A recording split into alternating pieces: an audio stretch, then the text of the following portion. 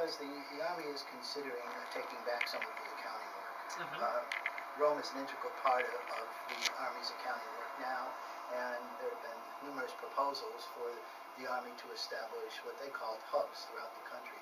Earlier in 2014, we were notified that they would establish 3 hubs, one in Fort Bragg and 2 yet to be determined, that would initially take DFAS work.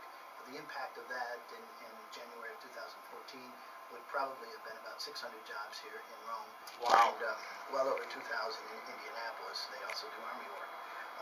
I think the community, our elected leaders, got together, and I think we put on a very good case for the fact that Rome does the job very well. We have excellent employees, and it's very efficient.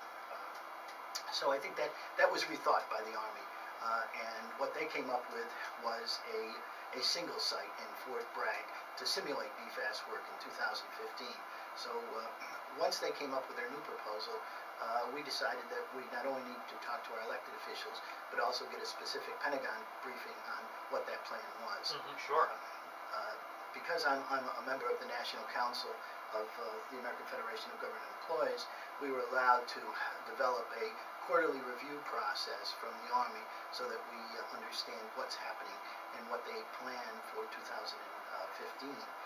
That, together with specific support from Senator Schumer, Senator Gillibrand, Congressman Hanna, and as well from Senator Donnelly, Joe Donnelly from Indiana, who also would be losing jobs in any proposed Army action, was why we went to Washington to solidify their support.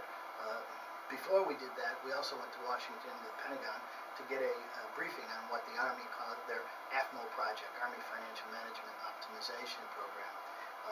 They briefed me specifically on what their intent was and their limitations versus their earlier proposal. And again, it'll just be one site in Fort Bragg. They will not take any DFAS work in 2015. What they will be doing is simulating DFAS work. And at the end of 2015, their proposal will be given to the Secretary of Defense and the Secretary of the Army to be reviewed in comparison to the work that DFAS does. Now, I think we all believe that DFAS Rome does the best work, has the best employees, and is most cost effective.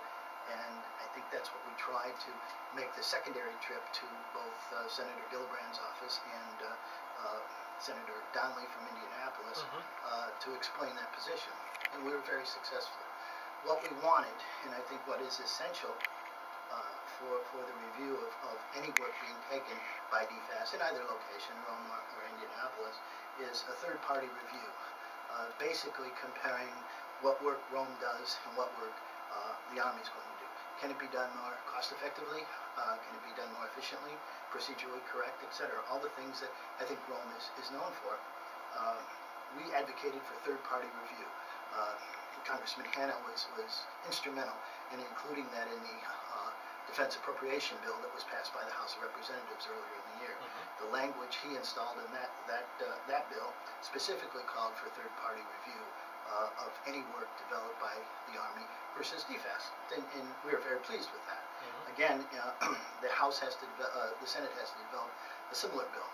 In the conferee's action for trying to get a single bill that was approved by both sides, we were worried about having that language either watered down or completely taken out of the appropriation bill. So our last trip to Washington last week was to firm up our support with both Gillibrand and Donnelly, and I'm glad to report that they both feel very strongly that the combined bill, the reconciliation bill from the House and Senate, will include third-party review. Therefore, the Army will not be reviewing their activities unilaterally.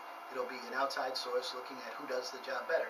And I think our congressional and local representatives feel that DFAS